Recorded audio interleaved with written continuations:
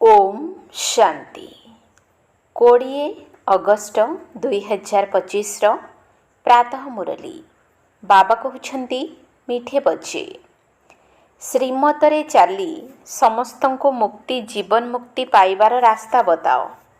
सारा दिन यही धंदा करुथाओ। श्रीमतरे चाली समस्तंको मुक्ति जीवन मुक्ति पाइबार रास्ता बताओ। सारा दिन यही धंदा करुथाओ। प्रश्न बाबा केउ सूक्ष्म कथा शुणाइछंती जहाको बहुत भल भावरे बुझिबा दरकार। बाबा केउ सूक्ष्म कथा शुणाइछंती जहाको बहुत भल भावरे बुझिबा दरकार। उत्तर सत्ययुग हेउछि अमर लोक। सेठारे आत्मा गोटिए शरीर परिवर्तन करी आउ गोटिए नेई थाए, किंतु मृत्युर नाम न थाए। सेथिपाई ताहाको मृत्यु लोक कुहा जाए नाही। 2 शिव बाबांकर हेउछि बेहद रचना अर्थात सारा विश्व अटे, किंतु ब्रह्मांकर रचना एबे केवल तुमे ब्राह्मण माने ही अट। त्रिमूर्ति शिव कुहा जीव, त्रिमूर्ति ब्रह्मा नुहे। एही भली बहुत सूक्ष्म कथा बाबा शुणाउछंती। एहीपरी कथा उपरे विचार करी बुद्धि पाई ही निजे ही भोजन प्रस्तुत करिबाकू हेबो। ओम शांति। त्रिमूर्ति शिव भगवान वाच। वास्तवरे सेमाने त्रिमूर्ति ब्रह्मा कहउछंती। बाबा कहउछंती त्रिमूर्ति शिव भगवान वाच। त्रिमूर्ति ब्रह्मा भगवान वाच कहु नाहंती। तुमे त्रिमूर्ति शिव भगवान वाच कहि परिबो। सेमाने तो शिव शंकर कही मिसाई देइछंती। एहा तो सीधा कथा अटे। त्रिमूर्ति ब्रह्मा बदलरे त्रिमूर्ति शिव भगवान वाच। मनुष्य माने तो कही देउछंती शंकर आखि खोलिले विनाश होई जाउछि। ए सबु बुद्धि रे काम नेबाकू पडुछि। 3 जनकर ही मुख्य अभिनय रहिछि। ब्रह्मा एवं विष्णुकर 84 जन्मर बड़ अभिनय रहिछि। विष्णुकर एवं प्रजापिता ब्रह्माकर अर्थ मध्य बुझिछ। एही 3 जनकर अभिनय रहिछि। ब्रह्माकर तो नामर गायन रहिछि आदिदेव। एडम प्रजापितांकर मंदिर मध्य रहिछि। एहा हेउछि विष्णु अथवा कृष्णकर अंतिम 84तम जन्म, जहांकर नाम ब्रह्मा रखिछंती। सिद्ध करिबाकू हेबो ब्रह्मा एवं विष्णु। एबे ब्रह्मा को तो पोष्य संतान बोली कुहा जीवो। एही 2 जण हेउछंती शिवंकर संतान। वास्तवरे जणे संतान। हिसाब करिले तो ब्रह्मा को ही शिवंकर संतान कुहा जीवो। बापा एवं दादा विष्णुकर नाम ही आसुनाही। प्रजापिता ब्रह्मांक द्वारा शिव बाबा स्थापना करुछंती। विष्णुक द्वारा स्थापना कराउ नाहंती। शिवंकर मध्य संतान रहिछंती एवं ब्रह्मांकर मध्य ब्राह्मण संतान माने रहिछंती। विष्णुकर संतान कुहा जाई परिबो नाही। लक्ष्मी नारायणकर मध्य बहुत संतान होई परिबे नाही। एहा हेउछि बुद्धि पाई भोजन। निजे ही एही भोजन प्रस्तुत करिबा दरकार। विष्णुंकर सबुठारु अधिक अभिनय रहिछि। 84 जन्मर विराट रूप विष्णुंकर ही देखाई थांती। ब्रह्मांकर नुहि। विराट रूप विष्णुंकर ही तैयारी करुछंती। काहेकिना प्रथमे प्रजापिता ब्रह्मांकर नाम धरुछंती, किंतु ब्रह्मांकर बहुत अल्प अभिनय रहिछि। सेथिपाई विराट रूप विष्णुंकर देखाई थांती। विष्णुंकर चतुर्भुज मध्य करी देखाउछंती। वास्तवरे एसबु अलंकार तुम मानकर।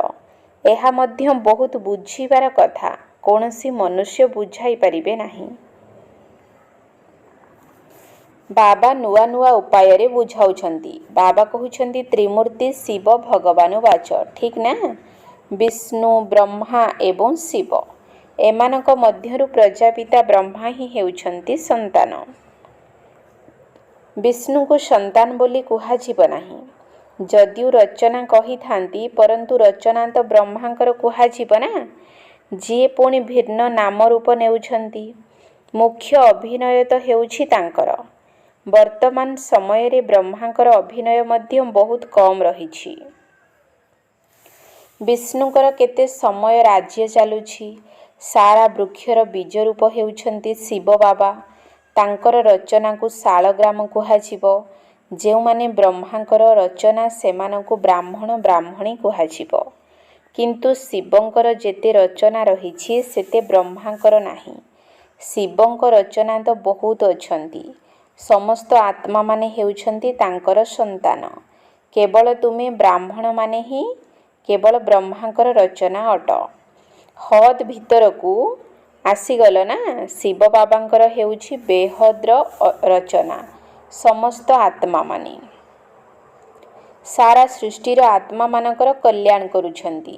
ବ୍ରହ୍ମା ଦ୍ୱାରା ସ୍ୱର୍ଗର ସ୍ଥାପନା କରୁଛନ୍ତି। ତୁମେ ବ୍ରାହ୍ମଣମାନେ ହିଁ ଯାଇ ସ୍ୱର୍ଗବାସୀ ହେବ। ଆଉ ତ କାହାକୁ ସ୍ୱର୍ଗବାସୀ କୁହାଯିବ ନାହିଁ। ନିର୍ବାଣବାସୀ ଅଥବା ଶାନ୍ତିଧାମବାସୀ ତ ସମସ୍ତେ ହେବେ। ସବୁଠାରୁ ଉଚ୍ଚ ସେବା ହେଉଛି ଶିବ ବାବାଙ୍କର। ସେ ସମସ୍ତ ଆତ୍ମାମାନଙ୍କୁ ନେଇଯାଉଛନ୍ତି। ସମସ୍ତଙ୍କର ଅଭିନୟ ଅଲଗା ଅଲଗା ଅଟେ। ଶିବ ବାବା ମଧ୍ୟ କହୁଛନ୍ତି ମୋର ଅଭିନୟ ଭିନ୍ନ। ସମସ୍ତଙ୍କ ହିସାବ କିତାବ ଚୁକ୍ତ କରାଇ ତୁମକୁ ପତିତରୁ ପାବନ କରି ନେଇଯାଉଛି। ତୁମେ ଏଠାରେ ପାବନ ହେବା ପାଇଁ ପରିଶ୍ରମ କରୁଛ। ଅନ୍ୟ ସମସ୍ତେ ବିନାଶ ସମୟରେ ହିସାବ କିତାବ ସମାପ୍ତ କରିସାରି ଯିବେ।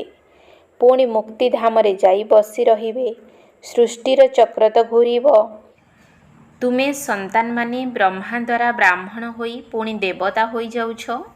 ତୁମେ ବ୍ରାହ୍ମଣମାନେ ଶ୍ରୀମତ ଆଧାରରେ ସେବା କରୁଛ। କେବଳ ମନୁଷ୍ୟମାନଙ୍କୁ ରାସ୍ତା ବତାଉଛ। ମୁକ୍ତି ଏବଂ ଜୀବନ ମୁକ୍ତି ପାଇବାକୁ ହେଲେ ଏହିପରି ଭାବେ ପାଇପାରିବ। ଉଭୟ ଚାବି ହାତରେ ଅଛି। ଏକଥା ମଧ୍ୟ ଜାଣିଛ କିଏ କିଏ ମୁକ୍ତି ଏବଂ କିଏ କିଏ ଜୀବନ ମୁକ୍ତିକୁ ଯିବେ। ଏହା ହିଁ ତୁମର ସାରା ଦିନର ଧନ୍ଦା। କେହି କେହି ଯଦି ଶସ୍ୟ ଆଦିର ବେପାର କଲେ ତେବେ ବୁଦ୍ଧିରେ ସାରା ଦିନ ତାହା ହିଁ ରହିଥାଏ। ତୁମର ଧନ୍ଦା ହେଉଛି ରଚନାର ଆଦି ମଧ୍ୟ ଅନ୍ତକୁ ଜାଣିବା ଏବଂ ଅନ୍ୟମାନଙ୍କୁ ମଧ୍ୟ ମୁକ୍ତି ଏବଂ ଜୀବନ ମୁକ୍ତିର ରାସ୍ତା ବତାଇବା। ଏହି ଧର୍ମର ଯେଉଁମାନେ ହୋଇଥିବେ ସେମାନେ ବାହାରି ଆସିବେ। ଏପରି ବହୁତ ଧର୍ମର ଅଛନ୍ତି ଯିଏ ବଦଳି ପାରିବେ ନାହିଁ। ଯେପରି ଆଙ୍ଗୋଲ ଖ୍ରୀଷ୍ଟିଆନ କଳା ହୋଇଥାନ୍ତି। ତାଙ୍କର ରୂପ ତ ବଦଳି ନଥାଏ, କେବଳ ଏମିତି ବଦଳାଇ ଦେଇଥାନ୍ତି। ଏପରି ନୁହେଁ ଯେ ଚେହେରା ବଦଳି ଯାଉଛି, କେବଳ ଧର୍ମକୁ ମାନ ଦେଇଥାନ୍ତି। କେହି ବୌଦ୍ଧ ଧର୍ମକୁ ମାନିଥାନ୍ତି, କାହିଁକି ନା ଦେବୀ ଦେବତା ଧର୍ମ ତ ପ୍ରାୟ ଲୋପ ହୋଇଯାଇଛି। ଜଣେ ହେଲେ ବି ଏପରି ନାହାନ୍ତି ଯିଏ କହିବେ ଆମେ ଆଜି ସନାତନ ଦେବୀ ଦେବତା ଧର୍ମର ଅଟୁ। ଦେବତାମାନଙ୍କର ଚିତ୍ର କାମରେ ଆସୁଛି। ଆତ୍ମା ତ ହେଉଛି ଅବିନାଶୀ। ତାହା କେବେ ମରିନଥାଏ। ଗୋଟିଏ ଶରୀର ଛାଡ଼ି ପୁଣି ଅନ୍ୟ ଶରୀର ନେଇ ପାଠ ବଜାଇଥାଏ। ତାକୁ ମୃତ୍ୟୁଲୋକ କୁହାଯାଏ ନାହିଁ। ତାହା ହିଁ ହେଉଛି ଅମର ଲୋକ। ଶରୀର କେବଳ ବଦଳୁଛି। ବୁଝିବା ନିମନ୍ତେ ଏହି କଥା ହେଉଛି ବହୁତ ସୂକ୍ଷ୍ମ। ମୋଟା କଥା କିଛି ହେଲେ ନାହିଁ। ଯେପରି ବିବାହଘରରେ କାହାକୁ ସ୍ୱଳ୍ପ ରୂପରେ କାହାକୁ ମୋଟା ରୂପରେ ଯୌତୁକ ଦେଇଥାନ୍ତି। କେହି କେହି ସବୁ ଦେଖାଇ କରି ଦେଇଥାନ୍ତି, କେହି କେହି ପେଟି ବନ୍ଦ କରି ଦେଇଥାନ୍ତି। ଭିନ୍ନ ଭିନ୍ନ ପ୍ରକାରରେ ପ୍ରଥା ରହିଛି। ତୁମକୁ ପ୍ରଚୁର ସମ୍ପତ୍ତି ମିଳୁଛି କାହିଁକି ନା ତୁମେ ସବୁ ହେଉଛ କନ୍ୟା। ବାବା ହେଉଛନ୍ତି ବର। ତୁମକୁ ଶୃଙ୍ଗାର କରାଇ ବିଶ୍ୱର ବାଦଶାହୀ ସମ୍ପୂର୍ଣ୍ଣ ଭାବେ ଦେଉଛନ୍ତି। ବିଶ୍ୱର ମାଲିକ ତୁମେ ହେଉଛ। ମୁଖ୍ୟ କଥା ହେଉଛି ବାବାଙ୍କୁ ମନେ ପକାଇବା। ଜ୍ଞାନ ତ ବହୁତ ସହଜ, ତେଣୁ କେବଳ ଅଲଫଙ୍କୁ ୟାଦ କରିବାକୁ ହେବ। କିନ୍ତୁ ବିଚାର କରାଯାଉଛି ଯେ ବାବାଙ୍କ ସ୍ମୃତି ତୁରନ୍ତ ହିଁ ଭୁଲି ହୋଇଯାଉଛି। ଅନେକ କହୁଛନ୍ତି ବାବା ୟାଦ ଭୁଲି ଯାଉଛୁ। ତୁମେ କାହାକୁ ବୁଝାଇଲେ ମଧ୍ୟ ସର୍ବଦା ୟାଦ ଅକ୍ଷର କୁହ। ଯୋଗ ଅକ୍ଷର କହିବା ଭୁଲ। ଶିକ୍ଷକଙ୍କୁ ଛାତ୍ରର ସ୍ମୃତି ରହିଥାଏ। ପିତା ହେଉଛନ୍ତି ସୁପ୍ରିମ ସୋଲ। ତୁମେ ଆତ୍ମା ସୁପ୍ରିମ ନୁହଁ। ତୁମେ ହେଉଛ ପତିତ। ଏବେ ବାବାଙ୍କୁ ମନେ ପକାଅ। ଶିକ୍ଷକ ବାପା ଓ ଗୁରୁଙ୍କୁ ମନେ ପକାଯାଇଥାଏ। ଗୁରୁମାନେ ବସି ଶାସ୍ତ୍ର ଶୁଣାଇ ମନ୍ତ୍ର ଦେଇଥାନ୍ତି। ବାବାଙ୍କର ମନ୍ତ୍ର ହେଉଛି ଗୋଟିଏ, ମନ୍ମନା ଭବ। ପୁଣି କ'ଣ ହେବ?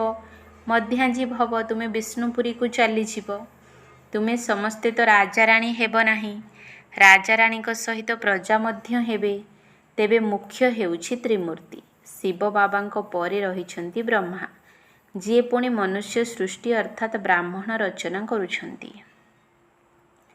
ବ୍ରାହ୍ମଣଙ୍କୁ ପରେ ପାଠ ପଢ଼ାଉଛନ୍ତି। ଏହା ନୂଆ କଥା ଅଟେ ନା? ତୁମେ ବ୍ରାହ୍ମଣ ବ୍ରାହ୍ମଣୀମାନେ ହେଉଛ ଭାଇ ଭଉଣୀ। ବୁଢ଼ାମାନେ ମଧ୍ୟ କହିବେ ଆମେ ହେଉଛୁ ଭାଇ ଭଉଣୀ। ଏହାକୁ ମନ ଭିତରେ ବୁଝିବା ଦରକାର। କାହାକୁ ଅଯଥାରେ ଏପରି କହିବା ଅନୁଚିତ। ଭଗବାନ ପ୍ରଜାପିତା ବ୍ରହ୍ମାଙ୍କ ଦ୍ୱାରା ସୃଷ୍ଟି ରଚନା କଲେ, ତେଣୁ ଭାଇ ଭଉଣୀ ହେଲେ ନା। ଯେହେତୁ ଏକ ପ୍ରଜାପିତା ହେଉଛନ୍ତି ବ୍ରହ୍ମାଙ୍କର ସନ୍ତାନ, ଏହା ବୁଝିବାର କଥା। ତୁମ ପିଲାମାନଙ୍କୁ ତ ବହୁତ ଖୁସି ହେବା ଦରକାର ଯେ ଆମକୁ କିଏ ପଢ଼ାଉଛନ୍ତି, ଶିବ ବାବା, ତ୍ରିମୂର୍ତ୍ତି ଶିବ। ବ୍ରହ୍ମାଙ୍କର ମଧ୍ୟ ବହୁତ କମ୍ ସମୟର ଅଭିନୟ ରହିଛି। ବିଷ୍ଣୁଙ୍କର ସତ୍ୟଯୁଗୀ ରାଜଧାନୀରେ 84 ଜନ୍ମ ଅଭିନୟ ଚାଲୁଛି। ବ୍ରହ୍ମାଙ୍କର ତ ଗୋଟିଏ ଜନ୍ମର ଅଭିନୟ ରହିଛି। ବିଷ୍ଣୁଙ୍କର ଅଭିନୟକୁ ତ ବଡ଼ କୁହାଯିବ। ତ୍ରିମୂର୍ତ୍ତି ଶିବ ହେଉଛନ୍ତି ମୁଖ୍ୟ। ପୁଣି ଆସୁଛି ବ୍ରହ୍ମାଙ୍କର ପାଠ, ଯିଏକି ତୁମକୁ ବିଷ୍ଣୁପୁରୀର ମାଲିକ କରାଉଛନ୍ତି। ବ୍ରହ୍ମାରୁ ବ୍ରାହ୍ମଣ, ପୁଣି ସେହି ଦେବତା ହେଉଛନ୍ତି। ତେଣୁ ଇଏ ହୋଇଗଲେ ଅଲୌକିକ ପିତା। ଅଳ୍ପ ସମୟ ପାଇଁ ଇଏ ପିତା ହୋଇଛନ୍ତି, ଯାହାଙ୍କୁ ଏବେ ସ୍ୱୀକାର କରୁଛନ୍ତି ଆଦି ଦେବ ଆଦମ ଏବଂ ବିବି। ଏହାଙ୍କ ବିନା ସୃଷ୍ଟି କିପରି ରଚନା କରିବେ? ଆଦି ଦେବ ଏବଂ ଆଦି ଦେବୀ ଅଟନ୍ତି ନା। ବ୍ରହ୍ମାଙ୍କର ଅଭିନୟ କେବଳ ମାତ୍ର ସଙ୍ଗମ ସମୟରେ ରହୁଛି। ଦେବତାମାନଙ୍କର ଅଭିନୟ ତଥାପି ବହୁତ ସମୟ ଚାଲୁଛି। କେବଳ ସତ୍ୟଯୁଗରେ ଦେବତା ବୋଲି କୁହାଯିବ, ତ୍ରେତାରେ କ୍ଷତ୍ରିୟ କୁହାଯିବ। ଏହିପରି ବହୁତ ଗୁହ୍ୟ ଗୁହ୍ୟ ପଏଣ୍ଟସ୍ ମିଳୁଛି। ସବୁ କଥା ଗୋଟିଏ ସମୟରେ ବର୍ଣ୍ଣନା କରିହେବ ନାହିଁ। ସେମାନେ ତ୍ରିମୂର୍ତ୍ତି ବ୍ରହ୍ମା ବୋଲି କହୁଛନ୍ତି, ଶିବଙ୍କୁ ଉଡ଼େଇ ଦେଇଛନ୍ତି। ଆମେ ପୁଣି ତ୍ରିମୂର୍ତ୍ତି ଶିବ କହୁଛେ। ଏସବୁ ଚିତ୍ର ଆଦି ହେଉଛି ଭକ୍ତି ମାର୍ଗର। ବ୍ରହ୍ମାଙ୍କ ଦ୍ୱାରା ପ୍ରଜା ରଚନା କରୁଛନ୍ତି। ପୁଣି ତୁମେ ଦେବତା ହେଉଛ। ବିନାଶ ସମୟରେ ପ୍ରାକୃତିକ ବିପର୍ଯ୍ୟୟ ମଧ୍ୟ ଆସିଥାଏ। ବିନାଶ ନିଶ୍ଚୟ ହେବ। କଳିଯୁଗ ପରେ ପୁଣି ସତ୍ୟଯୁଗ ହେବ। ଏତେ ସବୁ ଶରୀରର ବିନାଶ ତ ନିଶ୍ଚିତ ହେବ। ସବୁ କିଛି ବାସ୍ତବରେ ହେବା ଦରକାର ନା। କେବଳ ଆଖି ଖୋଲିଦେଲେ ବିନାଶ କ'ଣ ହେବ ହୋଇଯିବ? ଯେତେବେଳେ ସ୍ୱର୍ଗ ଲୋପ ହୋଇଯାଉଛି, ସେ ସମୟରେ ମଧ୍ୟ ଭୂମିକମ୍ପ ଆଦି ହେଉଛି। ତେବେ କ'ଣ ସେ ସମୟରେ ମଧ୍ୟ ଶଙ୍କର ଏପରି ଆଖି ଖୋଲୁଛନ୍ତି? ଗାୟନ କରୁଛନ୍ତି ନା, ଦ୍ୱାରିକା ଅଥବା ଲଙ୍କା ପାଣି ତଳକୁ ଚାଲିଗଲା। ଏବେ ବାବା ବୁଝାଉଛନ୍ତି, ମୁଁ ଆସିଛି ପଥର ବୁଦ୍ଧିମାନଙ୍କୁ ପାରସ ବୁଦ୍ଧି କରିବା ପାଇଁ। ମନୁଷ୍ୟ ଡାକୁଛନ୍ତି, ହେ ପତିତ ପାବନ ଆସ, ଆସି ପବିତ୍ର ଦୁନିଆ ସ୍ଥାପନ କର। କିନ୍ତୁ ଏକଥା ବୁଝୁନାହାନ୍ତି ଯେ ବର୍ତ୍ତମାନ ହେଉଛି କଳିଯୁଗ। ଏହା ପରେ ସତ୍ୟଯୁଗ ଆସିବ। ତୁମେ ପିଲାମାନେ ଖୁସିରେ ନାଚିବା ଉଚିତ। ବାରିଷ୍ଟର ଆଦି ପରୀକ୍ଷାରେ ପାସ୍ କଲେ ଭିତରେ ଖିଆଲ କରିଥାନ୍ତି ନା, ମୁଁ ପଇସା ରୋଜଗାର କରିବି, ପୁଣି ଘର ତିଆରି କରିବୁ, ଏପରି କରିବୁ। ତେଣୁ ତୁମେ ଏବେ ଅବିନାଶୀ ରୋଜଗାର କରୁଛ। ସ୍ୱର୍ଗରେ ତୁମକୁ ସବୁକିଛି ନୂଆ ସମ୍ପତ୍ତି ମିଳିବ। ଭାବି ଦେଖ, ସୋମନାଥ ମନ୍ଦିର କ'ଣ ଥିଲା? ଗୋଟିଏ ମନ୍ଦିର ତ ନଥିବ। ସେ ମନ୍ଦିରକୁ 2500 ବର୍ଷ ହେଲାଣି। ତିଆରି କରିବାରେ ସମୟ ତ ଲାଗିଥିବ ନା। ପୂଜା ହେଉଥିଲା, ତାପରେ ସେମାନେ ଏହାକୁ ଲୁଟି ନେଇ ଯାଇଥିଲେ। ସଙ୍ଗେ ସଙ୍ଗେ ତ ଆସିନଥିବେ। ବହୁତ ମନ୍ଦିର ଥିବ। ପୂଜା ନିମନ୍ତେ ମନ୍ଦିର ତିଆରି କରିଛନ୍ତି। ଏବେ ତୁମେ ଜାଣିଛ, ବାବାଙ୍କୁ ମନେ ପକାଇ ପକାଇ ଆମେ ସତ୍ୟଯୁଗକୁ ଚାଲିଯିବୁ। ଆତ୍ମା ପବିତ୍ର ହୋଇଯିବ। ପରିଶ୍ରମ କରିବାକୁ ପଡ଼ୁଛି। ମେହନତ ବିନା କାମ ଚାଲିବ ନାହିଁ। ଗାୟନ ମଧ୍ୟ ରହିଛି, ସେକେଣ୍ଡରେ ଜୀବନ ମୁକ୍ତି। କିନ୍ତୁ ଏପରି କ'ଣ ମିଳିଯିବ କି?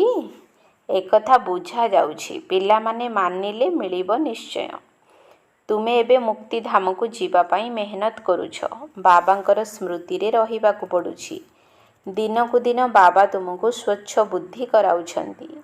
ବାବା କହୁଛନ୍ତି, ତୁମକୁ ବହୁତ ବହୁତ ଗୁହ୍ୟ କଥା ଶୁଣାଉଛି। ତୁମେ କ'ଣ ଏହା ଶୁଣାଇଥିଲ କି? ଆତ୍ମା ଏବଂ ପରମାତ୍ମା ହେଉଛନ୍ତି ବିନ୍ଦୁ। କହୁଛନ୍ତି, ପୂର୍ବରୁ କାହିଁକି ଏକଥା କହିନଥିଲ? ଡ୍ରାମାରେ ନଥିଲା। ପ୍ରଥମରୁ ହିଁ ତୁମକୁ ଏହା ଶୁଣାଇଥିଲେ, ତୁମେ ବୁଝିପାରିନଥାନ୍ତ। ଧୀରେ ଧୀରେ ବୁଝାଉଛି। ଏହା ହେଉଛି ରାବଣ ରାଜ୍ୟ। ରାବଣ ରାଜ୍ୟରେ ସମସ୍ତେ ଦେହ ଅଭିମାନୀ ହୋଇଯାଉଛନ୍ତି। ସତ୍ୟଯୁଗରେ ଆତ୍ମ ଅଭିମାନୀ ହେବେ। ନିଜକୁ ଆତ୍ମା ବୋଲି ଜାଣିଥାନ୍ତି। ଆମ ଶରୀର ବଡ଼ ହୋଇସାରିଛି, ଏବେ ଏହାକୁ ଛାଡ଼ି ପୁଣି ଛୋଟ ନେବାକୁ ହେବ। ଆତ୍ମା ଧାରଣ କରିଥିବା ଶରୀର ପ୍ରଥମେ ଛୋଟ ହୋଇଥାଏ, ପୁଣି ଧୀରେ ଧୀରେ ବଡ଼ ହୋଇଥାଏ। ଏଠାରେ ତ କାହାର କେତେ ଆୟୁଷ ହେଉଛି ତ କାହାର ଆଉ କେତେ। କାହାର କାହାର ଅକାଳ ମୃତ୍ୟୁ ହୋଇଯାଉଛି, କାହାର କାହାର ଆୟୁଷ ପୁଣି 125 ବର୍ଷ ବି ହେଉଛି। ତେଣୁ ବାବା ବୁଝାଉଛନ୍ତି, ବାବାଙ୍କ ଠାରୁ ସମ୍ପତ୍ତି ନେଉଥିବାରୁ ତୁମେ ବହୁତ ଖୁସି ହେବା ଦରକାର। ଗନ୍ଧର୍ବ ବିବାହ କରିବା ଏହା କୌଣସି ଖୁସିର କଥା ନୁହେଁ, ଏହା ହେଉଛି ଦୁର୍ବଳତା। କୁମାରୀ ଯଦି କହିବ ମୁଁ ପବିତ୍ର ରହିବାକୁ ଚାହୁଁଛି, ତେବେ କ'ଣ ତାକୁ କେହି ମାରିପାରିବେ କି? କମ୍ ଜ୍ଞାନ ଥିବାରୁ ଡରୁଛନ୍ତି। ନାବାଳିକାକୁ ଯଦି କେହି ମାରନ୍ତି, ରକ୍ତ ଆଦି ବାହାରିଲେ ପୋଲିସରେ ରିପୋର୍ଟ କଲେ ତେବେ ସଜା ମିଳିପାରେ। ଜୀବଜନ୍ତୁକୁ ମଧ୍ୟ ଯଦି କେହି ମାରନ୍ତି ତେବେ କେସ୍ ହୋଇଥାଏ, ଦଣ୍ଡ ଦିଆଯାଇଥାଏ। ତୁମ ସନ୍ତାନମାନଙ୍କୁ ମଧ୍ୟ ମାରିପାରିବେ ନାହିଁ। କୁମାରଙ୍କୁ ମଧ୍ୟ କେହି ମାରିବେ ନାହିଁ। ସେମାନେ ତ ନିଜେ ନିଜର ରୋଜଗାର କରିପାରିବେ, ଶରୀର ନିର୍ବାହ କରିପାରିବେ। ପେଟ କୌଣସି ଅଧିକା ଖାଏ ନାହିଁ। ଜଣେ ମନୁଷ୍ୟର ପେଟ 4-5 ଟଙ୍କାରେ ଭରିଥାଏ, ପୁଣି ଜଣେ ମନୁଷ୍ୟର ପେଟ 400-500 ଟଙ୍କାରେ ମଧ୍ୟ ଭରି ହୋଇଯାଇଥାଏ। ପଇସା ଅଧିକ ହେଲେ ଲାଳସା ରହେ। ଗରିବଙ୍କର ପଇସା ନଥିବାରୁ ଲୋଭ ମଧ୍ୟ ନାହିଁ। ସେ ଶୁଖିଲା ରୁଟିରେ ହିଁ ଖୁସି ହୋଇଥାନ୍ତି। ପିଲାମାନଙ୍କୁ ଅଧିକ ଖାଇବା ପିଇବାର ହଙ୍ଗାମା ମଧ୍ୟକୁ ଯିବା ଅନୁଚିତ। ଖାଇବାର ସଉକ ରହିବା ଅନୁଚିତ। ତୁମେ ଜାଣିଛ ସତ୍ୟଯୁଗରେ ଆମକୁ କ'ଣ ନ ମିଳିବ? ଅବିନାଶୀ ବାଦଶାହୀ, ଅବିନାଶୀ ସୁଖ ମିଳିବ।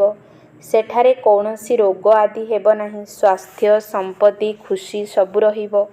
ବୃଦ୍ଧାବସ୍ଥାରେ ମଧ୍ୟ ସେଠାରେ ଶରୀର ବହୁତ ଭଲ ରହିବ। ଖୁସିରେ ରହିବେ, କୌଣସି ପ୍ରକାରର ଅସୁବିଧା ହେବ ନାହିଁ। ପ୍ରଜା ମଧ୍ୟ ଏହିପରି ହେବେ, କିନ୍ତୁ ଏପରି ଭାବ ନାହିଁ। ଆଚ୍ଛା, ପ୍ରଜା ହେଲେ ମଧ୍ୟ ଚଳିବ। ଏହାର ଅର୍ଥ ତୁମକୁ ସେହି ପଦ ମିଳିବ ଯେପରି ଏଠାକାର ଶବର। ସୂର୍ଯ୍ୟବଂଶୀ ଲକ୍ଷ୍ମୀନାରାୟଣ ହେବାର ଅଛି, ତେବେ ସେତିକି ପୁରୁଷାର୍ଥ କରିବା ଦରକାର। ଆଚ୍ଛା, ମିଠା ମିଠା ଶିକିଲଧେ ସନ୍ତାନମାନଙ୍କ ପ୍ରତି ମାତା ପିତା ବାପଦାଦାଙ୍କର ମଧୁର ସ୍ନେହସମ୍ପନ୍ନ ଶୁଭେଚ୍ଛା ଏବଂ ସୁପ୍ରଭାତ। ଆତ୍ମିକ ପିତାଙ୍କର ଆତ୍ମିକ ସନ୍ତାନମାନଙ୍କୁ ନମସ୍ତେ। ଆତ୍ମିକ ସନ୍ତାନମାନଙ୍କର ଆତ୍ମିକ ବାପଦାଦାଙ୍କୁ ନମସ୍ତେ ନମସ୍ତେ ନମସ୍ତେ। ସୁପ୍ରଭାତ। ଧାରଣା ପାଇଁ ମୁଖ୍ୟ ସାର 1 ନମ୍ବର ପଏଣ୍ଟ। ଆମେ ସମସ୍ତେ ବ୍ରହ୍ମାଙ୍କର ନୂଆ ରଚନା, ପରସ୍ପର ହେଉଛୁ ଭାଇ ଭଉଣୀ।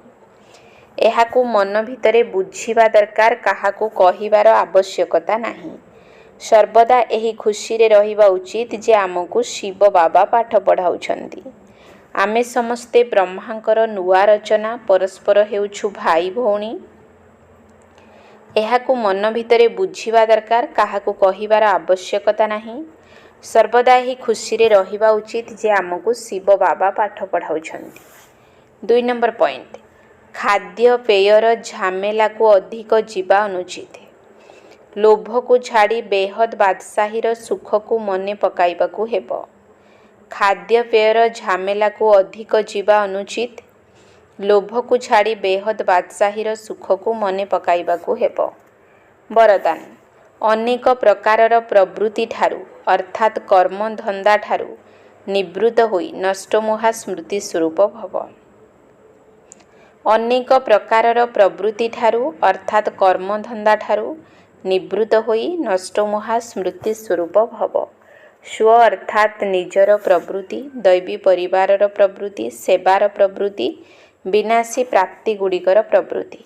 ଏହି ସମସ୍ତ ପ୍ରବୃତ୍ତିଠାରୁ ନଷ୍ଟମୋହା ଅର୍ଥାତ୍ ନିଆରା ହେବା ପାଇଁ ବାପଦାଦାଙ୍କର ସ୍ନେହ ସ୍ୱରୂପକୁ ସମ୍ମୁଖରେ ରଖି ସ୍ମୃତି ସ୍ୱରୂପ ହୁଅ। ସ୍ମୃତି ସ୍ୱରୂପ ହେବା ଦ୍ୱାରା ନଷ୍ଟମୋହା ସ୍ୱତଃ ହିଁ ହୋଇଯିବ। ପ୍ରବୃତ୍ତିଠାରୁ ନିବୃତ୍ତ ହେବା ଅର୍ଥାତ୍ ମୁଁ ପଣିଆକୁ ସମାପ୍ତ କରି ନଷ୍ଟମୋହା ହେବା। ଏହିଭଳି ନଷ୍ଟମୋହା ହେଉଥିବା ପିଲାମାନେ ହିଁ ବହୁତ କାଳର ପ୍ରାପ୍ତିର ଅଧିକାରୀ ହେବେ। ସ୍ଲୋଗାନ।